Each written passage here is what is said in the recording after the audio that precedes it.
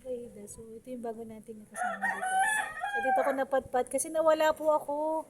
Tapos, hinanap ko na lang yung bahay ng inay. So, dito, tapos dito kami tumambay sa terrace. Ang ganda ng kanilang lugar. Ayan, hinintay ko na lang po.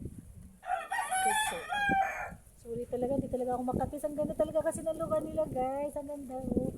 Ito talaga yung ganun tinatawag na terrace. So, pagka napapagod, pwede silang tumambay dito. Harap sila sa tapat ng tabing dagat. So, lumanghap ng sariwang hangin. Yan, ayan. Tingnan na kung gaano kabuti ang Diyos ka na ng magandang creation, o diba? Ang ganda dito, guys. Promise, maganda talaga. Sariwang-sariwang hangin. Dahil sa pollution, kasi, oh, nakakaano ng pollution dito. Ang kanilang dagat, yun, ang kanilang buhay dito. Hey, bye guys. Love you everyone. Ingat kayo ha. Shoutout po sa aming mga friend, sa aming mga karil, mga kaiksoon. Kamusta kayo? Bye-bye. Nanay, nagay mo. Kasi yung iba medyo mayayain si nanay. Okay lang.